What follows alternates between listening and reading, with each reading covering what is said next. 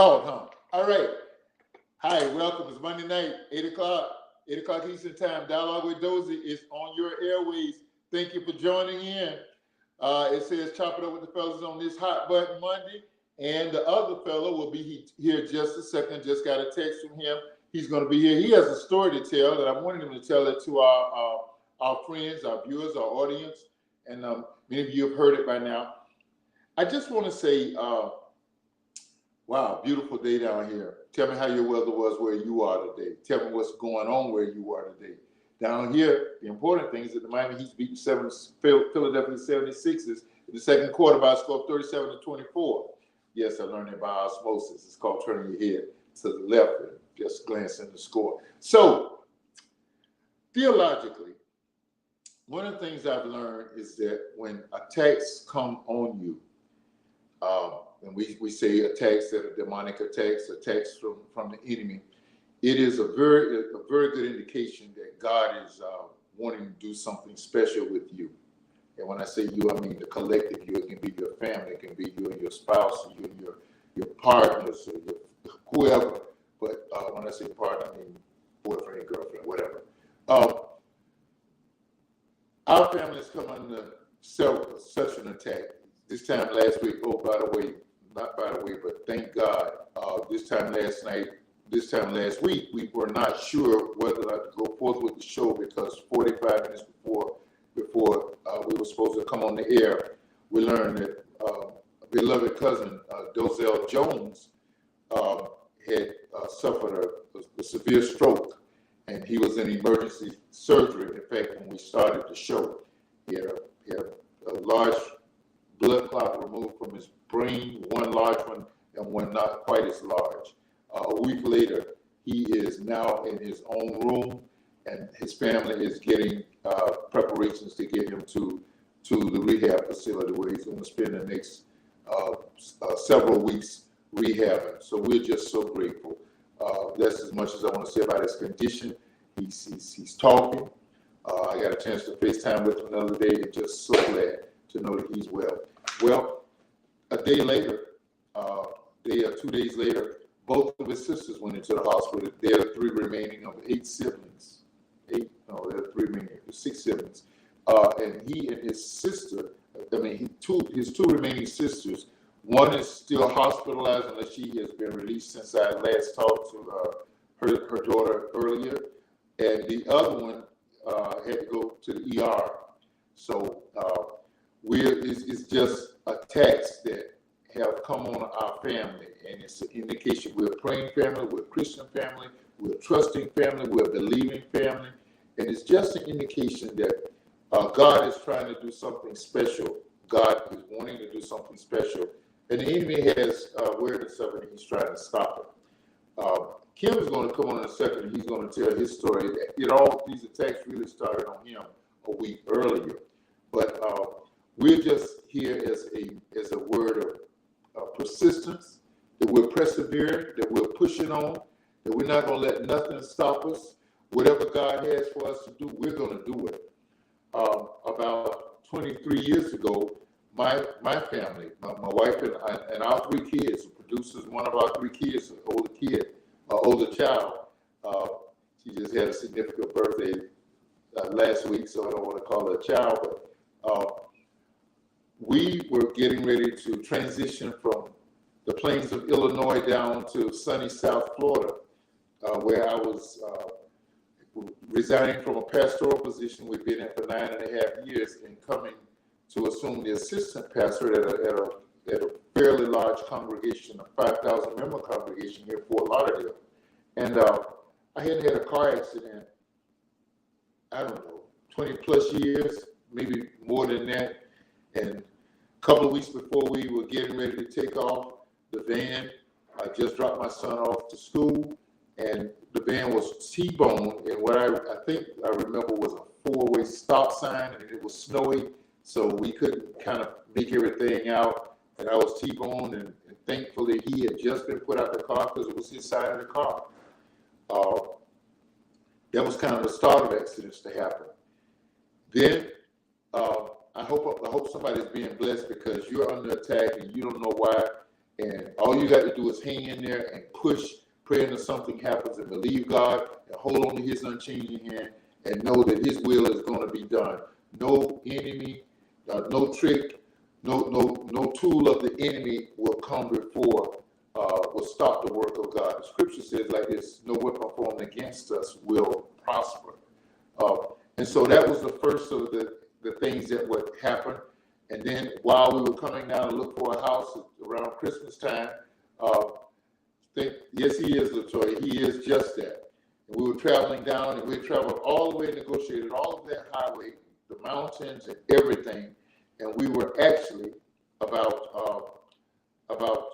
40 miles out of Jacksonville, where we were going to stop, spend the night, I think. And we did a 360, several 360s in the middle of I-10. Now, two things stick out to me about that. It was time for the Orange Bowl game down here in South Florida, and the traffic had been pretty heavy. And there was no, we were in the passing lane, and the other lane had been full. The last look over, it had been full. Both lanes of traffic. That was just, it was a congested highway. We did the 2 360s. And we landed probably 40 feet over in we didn't flip, thank the Lord. And the car ended 40 yards or more over into the wood area. When I went back later to look at where the car landed, where we stopped, there was a space almost just enough for that car to have fit without us hitting trees. There were trees in front, trees to the side. If we'd gone a couple yards more, there were trees behind us. It was significant damage to the car, but all five of us came out of that unscathed. That's the work of an almighty God. And then one of our children, we lived across the street from a deep ravine. It was more than a canal, it was a deep ravine. It was a church parking lot directly across the street from us. The car backed over into that, did not hit any cars on a busy street that we lived on. The car was actually backing down into the ravine. And I remember my wife told a story that all she could do was shake her head as she was seeing one of our children go down that ravine. As I go back and think of it, it was a twig, not even the size of my arms put together, that stopped that car. That the momentum of that car, the foot was on the gas. That car was stopped by that one twig of a tree. There were cars in the parking lot over in the church's lot. It didn't hit anything. It was headed rapidly down that ravine. Only God would have saved our child from that catastrophic accident. No weapon formed against us will prosper. I predicate tonight's show to just let us know that God is good. You're right, LaToya, and he's good all the time. I see my brother, KV, is here. He has a testimony of his own, and just so glad to have him with us tonight. He'll be on in just a second. Tell me what's going on in your area tonight. It's Hot Button Monday. We're not trying to have a somber or a sad. It's a testimonial period is what we're doing. We're telling about the goodness of God. Now, I preached yesterday, so I'm probably not going to preach today. Well, some preach might get in here tonight. But a lot of things are going on. But I wanted to just set the stage because I want you to hear Kim. You heard about the attacks on our family the latter 2 weeks. They actually started with Kim a few weeks ago, and I'll let he'll tell the story well. But we're going to talk about a lot of things. The war is continuing in Ukraine. Poor people are being pummeled. A lot of people have issues, and a lot of people are asking, why are we involved? Why are we not more involved? From a more radical friend, just saying that Ukraine practiced its own racial. I don't want to say purity, but they practice their own form of segregation or prejudice. And why are we concerned about that? Well, we're just concerned that we're seeing people suffer, and suffering from any kind, from anybody. If you have a heart for God, for the people, for God's children, it does not sit well with you. There's a lot of dynamics to that. Dynamics is to Vladimir Putin's his intentions, his desires. We're talking about that. I've seen today on TV the talk of the lack of democracy. Phyllis is here tonight. Hey fam, how are you, Phyllis? Bless you. So glad to see you here with Toya in the group tonight. Bless your heart. Kim's going to be on in just a second. I saw him trying to get on. He's going to go out, probably come back on. He has a testimony, Phyllis. You probably know about it. But hello to you. Double salute to you. So we're talking about the war in Ukraine. We're talking about One TV Network this afternoon was talking about the lack of democracy in our land. Where are we heading? What are we heading to? What's going to happen in our country? We're gonna discuss that. We're going to talk about.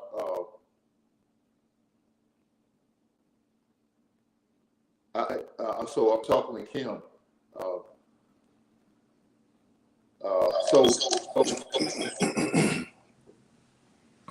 KB, what's up? Hey man, what's happening? All right. So, Kim, I set the stage kind of by letting everybody know what's been going on with our family of late, what appears to be attacks on our family. And so we kind of started with you. We're not going to linger in that tonight. We're going to talk about the other things. Hello, Fern. Hi, fam. Our whole family's here. Hey, guys, we're actually next week marks 2 weeks, 2 years of the dialogue. We'll talk about doing something over in June to celebrate those 2 years, and we'll talk about what the dialogue is from here going forward. But Kim, good to see you. You take the stage, man. Good.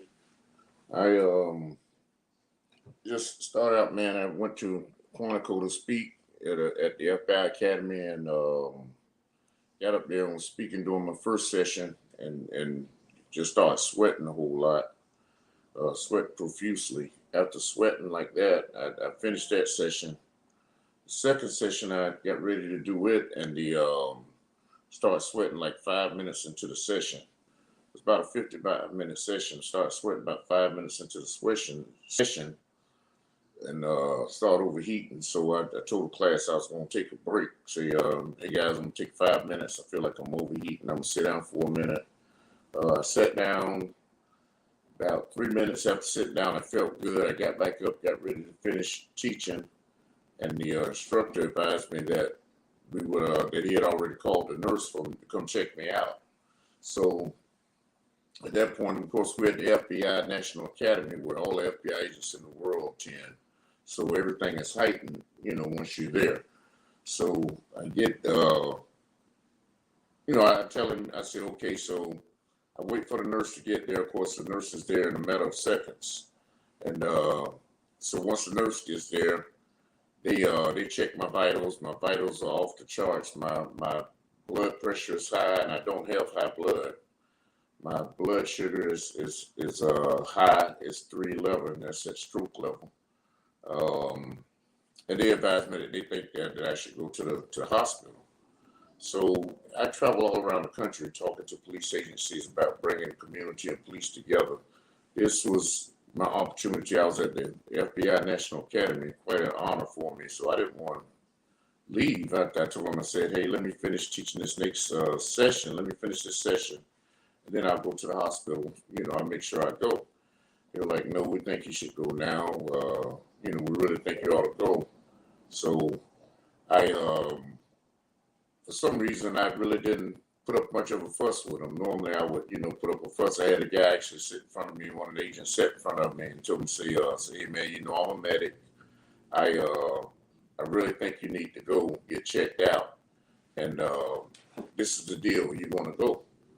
And, and for a man to tell another man something like that, your ego usually kick in, bro, you ain't going to tell me what to do now, But I went ahead and went. Like I said, I didn't put up a fuss or anything. I went ahead and went.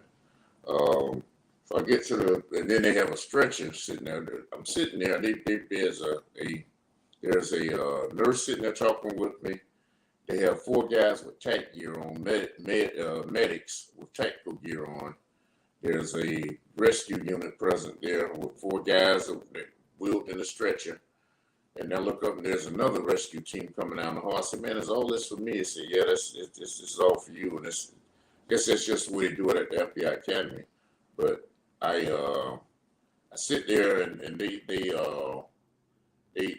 say, hey, I don't have to get on that stretcher now, do I? I can walk out. And no, we need you to ride out on the stretcher. Even the little athletes don't like to be carried off the field, like to walk off the field. Well, you got to be carried off the field today, Mr. Varner. So got on the stretcher, got to the hospital. They ran my vitals again. They were still very high. I told them that, and then they did an EKG on me. After doing the EKG, they found out that my heart was fluttering. And the danger in that is that blood clots can get up in your heart, and they'll settle in your heart, and then they can travel up to your brain, which can cause you to have a stroke. So they told me they was going to have to keep me overnight. They was going to admit me and keep me overnight. So I went to Quantico that Monday to teach that Tuesday. That Tuesday I was going to fly back home, and I had to be in Miami Wednesday and Thursday. So when they told me they had to keep me, I was like, man, I got to be in Miami tomorrow. There's no way you can keep me. I got to be in Miami. We got a important press conference. So they ended up keeping me, and they told me that they had 2 procedures that they wanted to do on me, on my heart. And here I am, I'm saying I've been perfectly healthy all my life. All of a sudden, you're telling me you're going to do a procedure on me, and it's pertaining to my heart. That's kind of deep with me. So I didn't argue with it. I went ahead, okay, y'all do what y'all got to do. So the next morning, they wheeled me down, and the 2 procedures that they were going to do, one of them was they were going to take like if you take the pedals, but they actually had a pad that they laid across my chest so they could shock it back and shock my heart back in the rhythm. The excuse me. The other procedure was what's called an ablation. It's where they run a catheter up from the inside of my thigh all the way up to my heart, and they were going to the way he explained it to me, they were going to burn the back of my heart to make the electricity in my heart just flow one direction. When my heart fluttered, it was going in one direction, circling around and trying to come back out the same direction. It's supposed to go through one direction through your heart. So they did the ablation. After doing the ablation, they sent me on back up to my room. It was successful. Procedure was successful and all. They came to me and told me I'll be able to go home the next morning. So sure enough, I was able to go home that next morning. The important thing about it was the real joy of God being in it was I was going to drive to Quantico. I was going to drive all the way up to that 600 some odd miles one way, total about 1,300 miles if I would have, went both ways there and back. I went by to visit my mom and my brother the night before I left, let them talk me into flying up there. So there was God already putting his foot in it. And then I get there, and when this started happening to me, I was at the FBI Academy where I had immediate attention. I didn't have to wait for rescue to show up or nothing. I mean, the nurse was there in a matter of minutes. The rescue, everybody, I had so much attention there with me, and all within a matter of seconds, really, not even a whole minute. And then they sent me to the best heart hospital in the area, in the region. So, I mean, God was just all up in it. There was a young lady, Aisha, who was in the class. She works with the FBI, and I knew her from some dedication to community business we had done in the past. She beat rescue to the hospital. She followed me to the hospital, but she beat rescue there, and she stayed with me from morning till late at night when it was time for me to go to sleep, or she just went ahead and left like 10 o'clock or whatever. So she's there with me the whole time. She was my contact with my wife and my daughter. I did a group text with all them in it, and she was my contact to keep them advised of what was going on with me if I wasn't able to talk to them. So she was there the whole time with me. The FBI was great. They sent about 40 guys agents that I knew. They came by, the 2 instructors, and then 2 agents that I knew. They came by to visit me. I mean, they were constantly there at the hospital checking on me. If they weren't there, they were calling to check on me. Excuse me. My dedication to community family also was great. Q, Laura, Q, Laura, and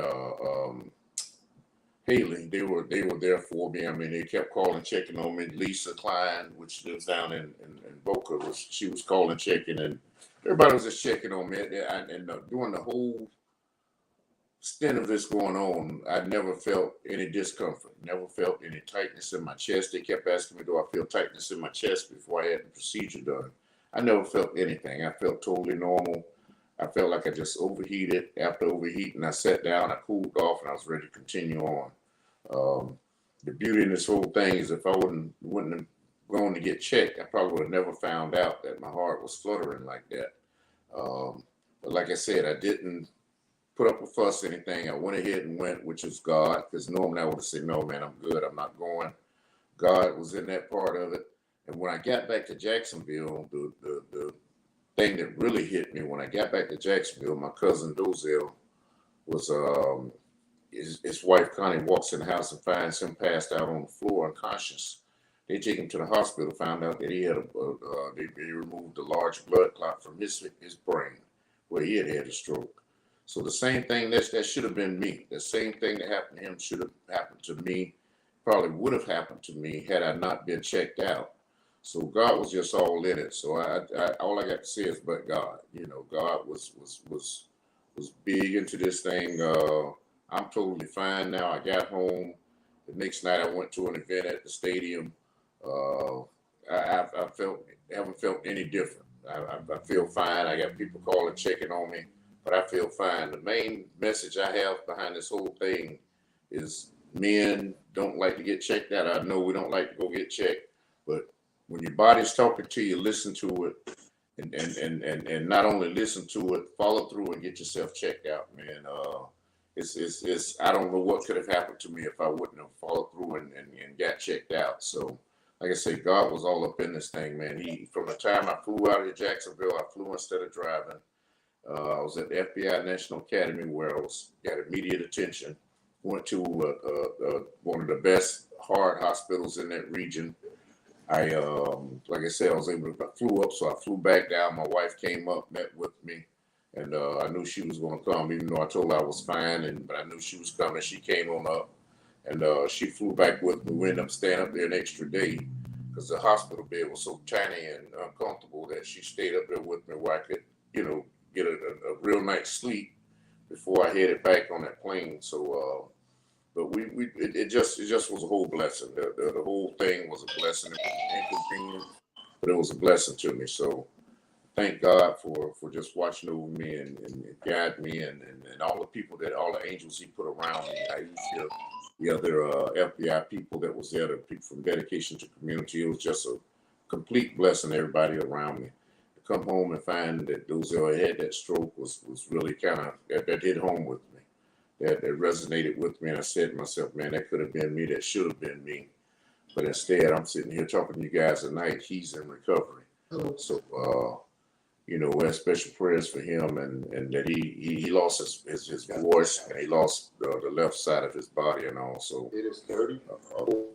Just want to say that, that please pray for him and his wife and his kids. I'm sure they're still worried about him as well, too. So, but I don't want to take up too much more of your time. I thank you for listening. That was a real blessing. Thank God for being with me. Hey Kim, you're a retired policeman, and certainly you may have had some close calls. What does something like this do to your faith? How do you share this with somebody who's skeptical, a person of non-faith in any deity? How can you use your testimony to help them to see that there is a God? Everybody's commenting about our God. How you help them? My whole thing with it is you either have faith or you don't have it. I've always trusted in God. I talk to God a lot when I'm on the road, when I'm driving. That's why I like to drive places, because I play I got 2 gospel CDs I used to play all the time. And I would play those CDs and talk to God when I'm in the car by myself. That was my time alone to talk with God. So I've always had that faith. If you don't have the faith, I can only tell you that you're missing out, and that You know, that people say you never miss what you don't have, but they're wrong on this particular topic here. You once you have faith and you give God His praise, He gonna turn it right back around to you, and He gonna make sure that you're covered. He covered me, and that's all I can say about it. I was covered, and because of the faith, and I know that God wasn't. I don't think my job here on earth is done yet. I still have a lot of work left to do, and I praise Him for keeping me here to continue working. So, man, I appreciate that perspective. Appreciate that perspective. I opened up the show by talking about the trials that tried to stop our family when we relocated to South Florida to do ministerial work. What I didn't finish saying, just tapping into what you said. I know you got to get out of here, but tapping into what you just said about your work not being done.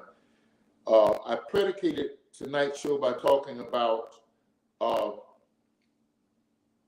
the enemy knowing when God is trying to use us to be a blessing, and how the enemy will step in and try to thwart that from happening.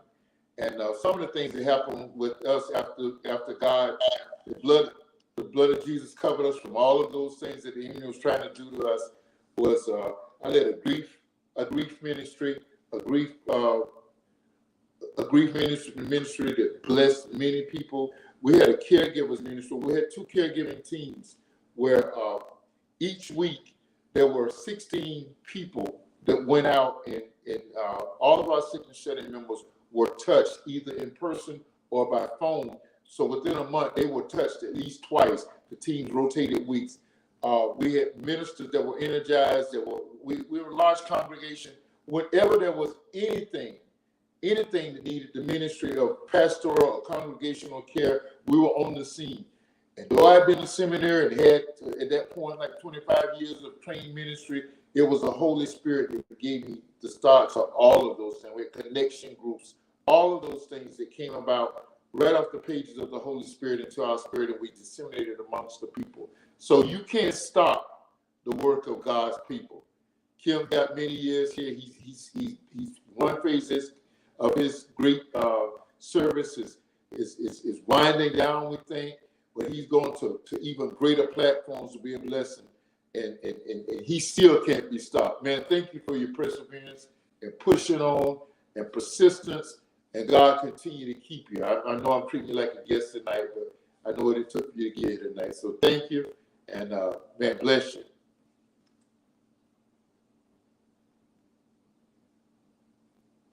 I think he's muted. He is muted, you all. that sheet, I think Tor's muting me. I didn't mute myself. I was unmuted. I know I could unmute it. Okay. Yeah, okay. I appreciate it. Okay. Thank you, man. Hey, the dialogue is going to a commercial break where we express appreciation for those who help us to be here with you every Monday night now for 2 years. So grateful for those great people over at moregogiga.creations.com. I hope I'm not butchering the name up too badly. It's in progress. Let's let them tell us what they do to handle all of your virtual needs.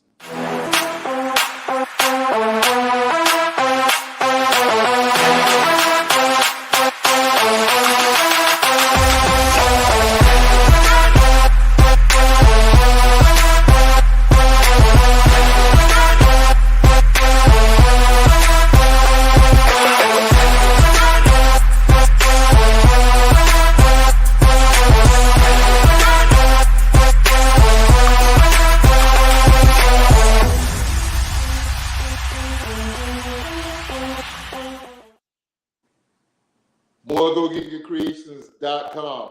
All right, you missed it. We're back with it tonight. This guy has been asking for this. We're going to oblige him tonight. It's are you serious? He's been flirting with it tonight. It's the governor of the great state of Florida, Ron DeSantis. Are you serious?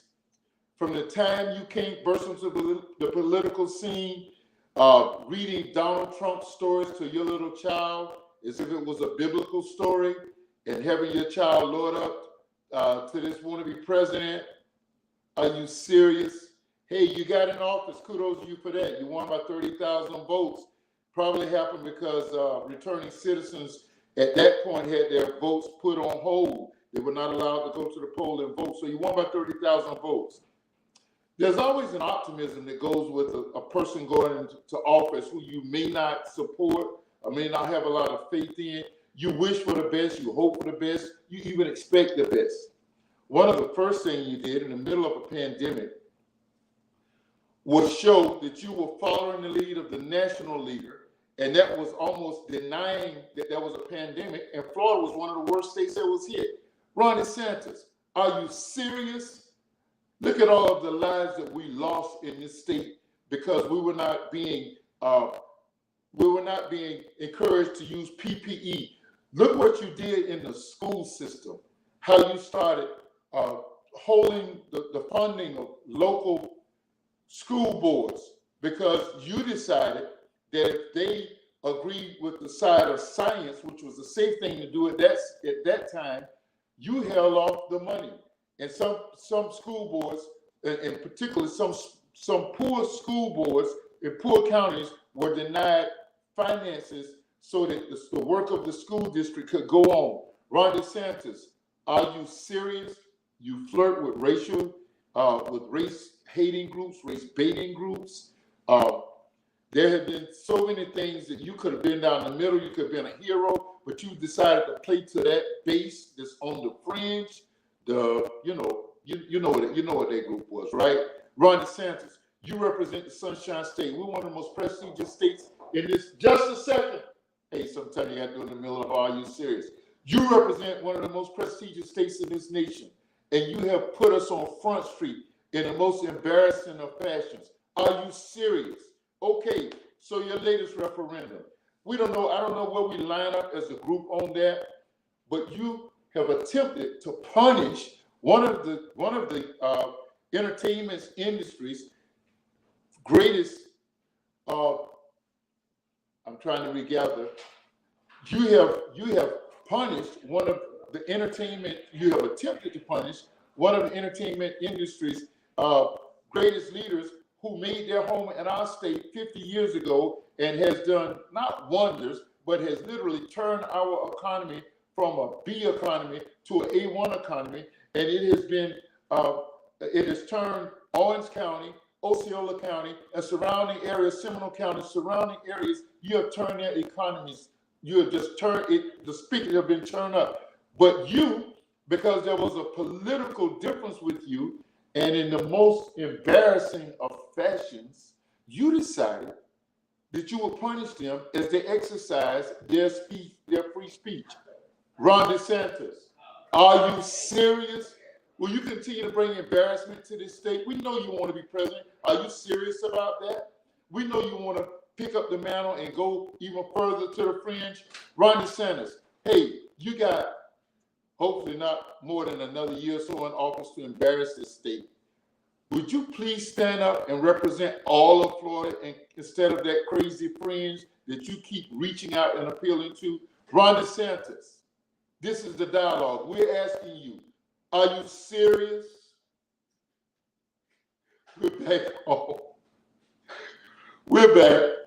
Okay, he's asked for a long time. I know Fern had a question. Dozell, I love you, Governor. Sorry, I'm serious. I know you love him, friend. I know you love him, Fern. That's your prerogative to love him. I love him as a human being. His politics have not been for the mainstream of this state. We'll see in a few months what the state thinks of him.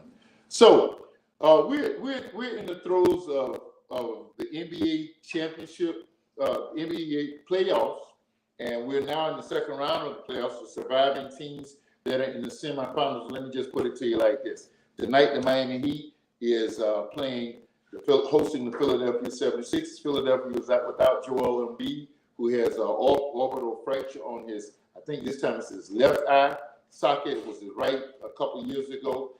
And they are, at halftime, they are almost at a dead heat with the Miami Heat. The score is something like 50-47 in favor of the Heat in game one. Game one of the out west, you have Memphis and the Warriors. I'll come back to that. And the other semifinal is the Phoenix Suns are playing the who's Phoenix playing? Somebody help me. Phoenix is playing. I'll come back to it in a minute. The other Eastern Conference final, semifinal, is Boston and Milwaukee. Boston swept the New Jersey Nets, Kevin Durant and company, and yet they were kind of manhandled yesterday by Giannis Antetokounmpo and the Milwaukee Bucks, the defending champion Bucks. I'm still trying to figure in my mind who is Phoenix playing out west. They just defeated New Orleans to get the right to go there. I'll work on it in a second. Somebody help me, Mac, or somebody who's listening, help me out on that. So yesterday, this Memphis team is a group of young, athletic, real scrappy bunch. Just talented, multi-talented, awesomely talented.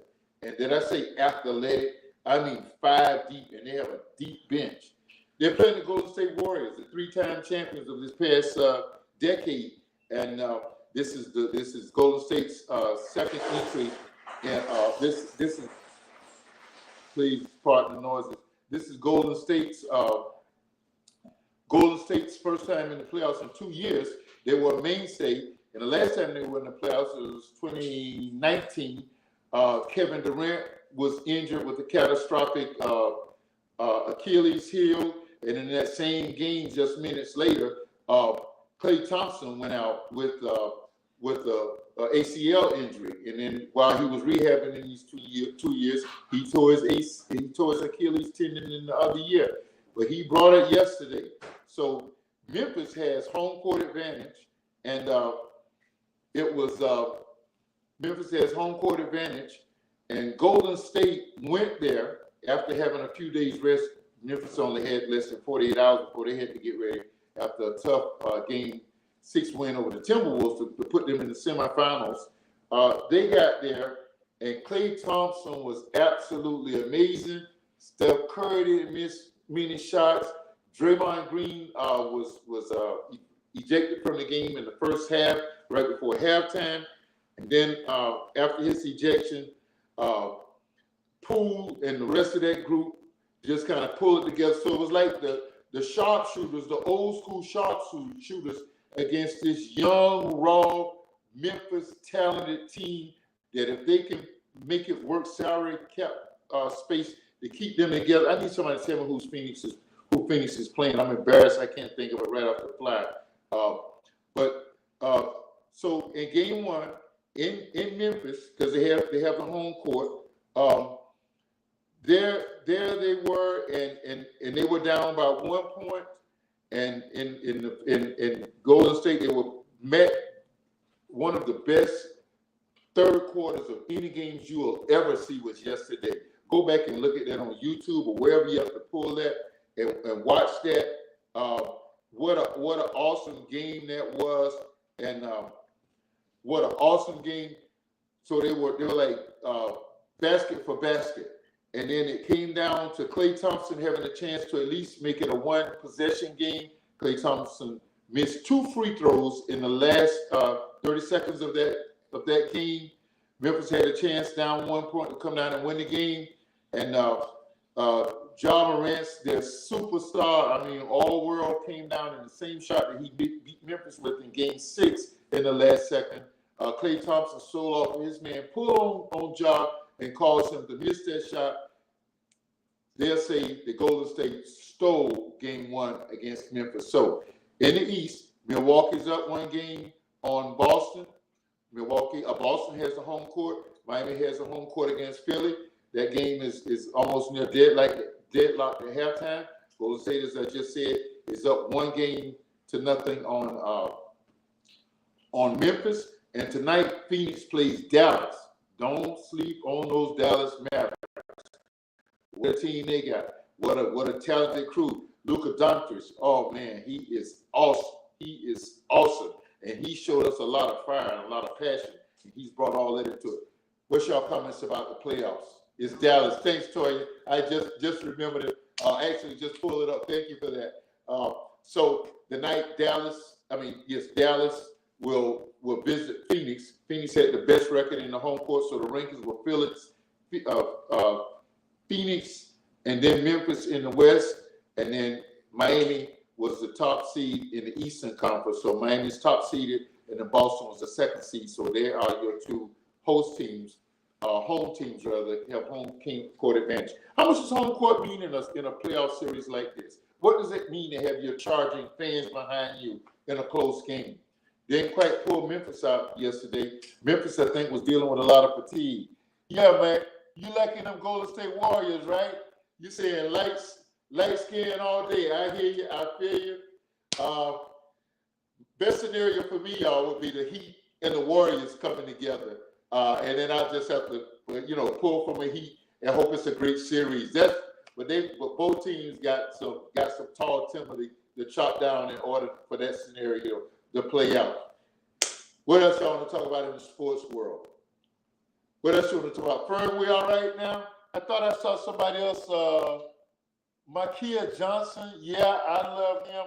I'm sure you weren't talking about Governor DeSantis. I'm just like I didn't see that. Okay, what else y'all want to talk about? We got about 8 minutes left in the dialogue tonight. I got to get on another Zoom call. I don't know if I told you all, but I assumed another role, a very encompassing, engaging role of our homeowners association. I live in the association, the great one, Jackie Gleason. Jackie Gleason founded about 50 years ago, and it is a lot of work, a lot of stuff that has to be done. So I'm gonna be getting out of here as soon as we're off to get on another call. But what do y'all want to talk about? Matt, great to see you, man. All of you. Fern, great to see you. Phyllis is back. Great to see you, Toya. Toya, Makia. I'm gonna ignore your last comment. We still gonna be all right. Okay. What else I want to talk about these last few minutes, guys? We've touched a little politics. We've talked about the war. Is just it's the saddest thing that we can see that's happening, and some people are saying that we just need to jump in. Our president, with the support of the Congress, just passed a $50 billion aid to the Ukrainian government. And as you see, they're giving their adversaries, Russia, all that they can stand over there. Russia thought this would be a piece of cake like British in the Falklands 20-some years ago, but it's not playing out like that. It is a serious, serious engagement. And I'm sure with these, one thing you got to know about these wars, almost any war that has happened in the last 50 years, and Mac is an ex-Marine, and he could tell us, if America's in the war, Russia's assisting America's opponents. If Russia's in a war, oftentimes, America's assisting the other side. So it flipped with Afghanistan. There we were helping the Afghanis when Russia invaded them 30 years ago. And 20 years ago, Russia was aiding them as we were at war with them. The war game is a serious game. Putin is threatening, if NATO continues to help, and I know there's a lot of frustration because he thought he would be well on his way to victory at this point, and Ukrainians giving them all that they can stand.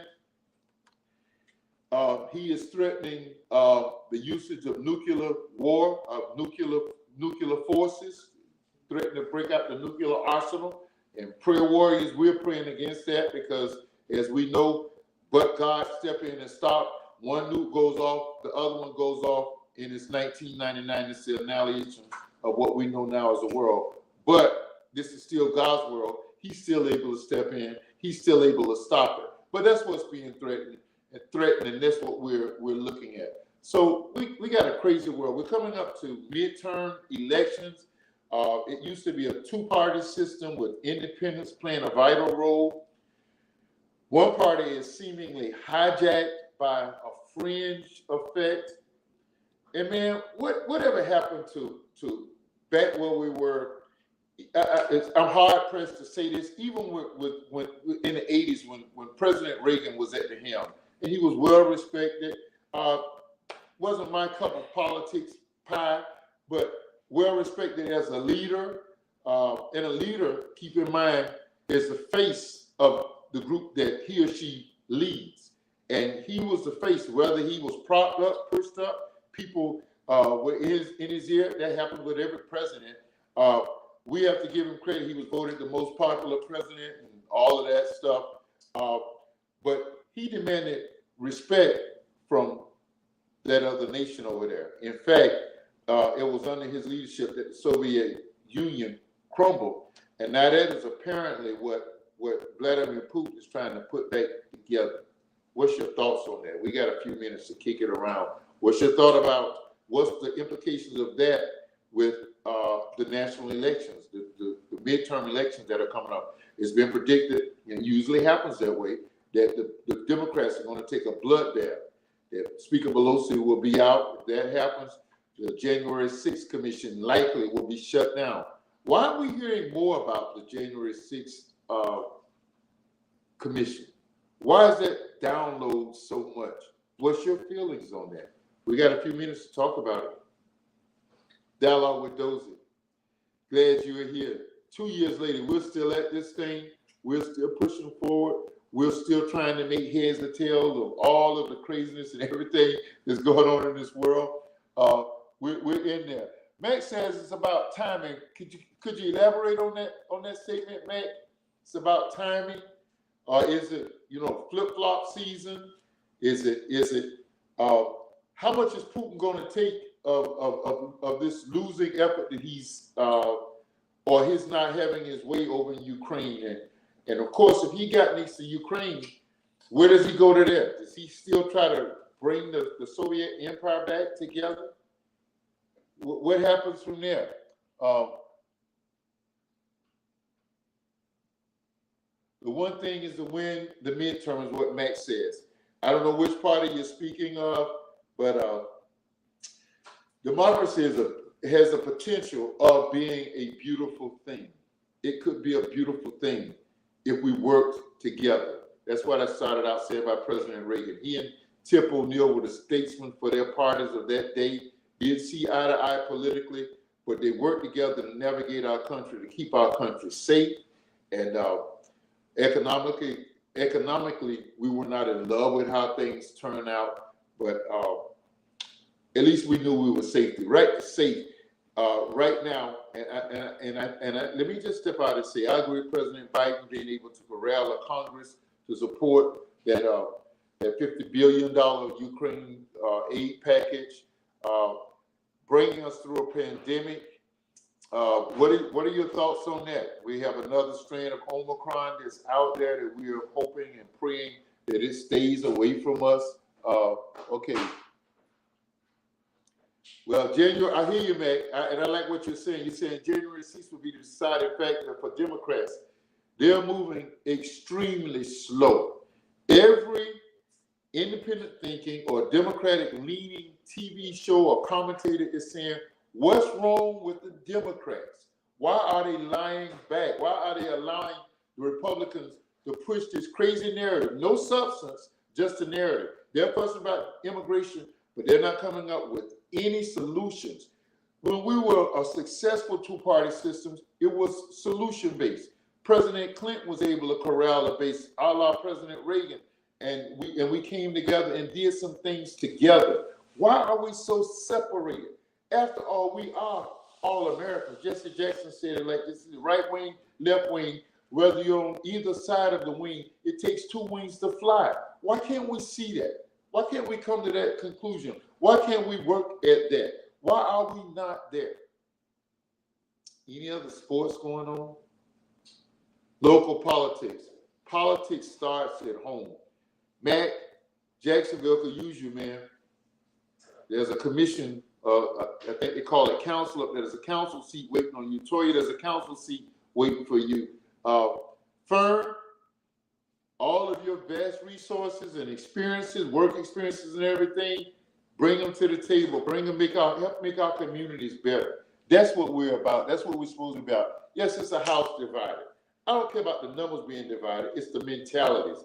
If we stop thinking about, if I do this, this party is going to get a gain, going to get a political gain, or if you do this, your party is going to be down. instead of thinking about what's best for America. Why can't we do that? We got a senator who has held up some legislation because it's been best for his pocket, his family's fortune, and a kind of an archaic fueling system. And some of this, I just have a hard time seeing. Why can't we stop being divided and be America? Listen, we started out tonight talking about the goodness, the grace of God, how God has made things happen, how he's blessed us through the attacks of the enemy and our families. Kim just testified how he has survived. Listen, have faith, you all. Have faith. Hold on. Henry, you're saying, what about the war here, government against certain citizens? I need you in the next 30 seconds to be specific about that. Against certain, the government, the local government being against certain citizens. If you could please be more specific, we'll certainly entertain you in the next 40 seconds. I'm playing with the clock, y'all. Remember, Dialogue with Dozell, we're celebrating in 1 month, on the second week in June, we're going to be celebrating 2 years of the Dialogue being on air. I can't say thank you enough. You all have fueled our fires to continue to come on in this forum. Every time I think about relaxing it, people say, man, you have good shows, you have good people on, you have good guests, you have good forums. I got you, Henry, next time, okay? We may be a hot button next Monday night, next time. Listen, Fern, Matt, Micaiah, Toya, LaToya, everybody who helped to make tonight a great show. Kim, thank you for your testimony, bro. Thank you. You are still here. We're still praying. We're going to uplift the family.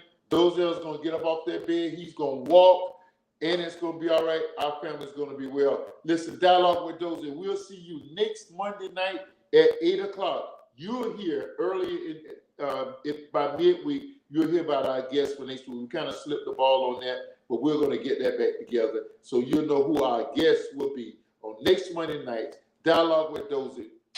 We love you.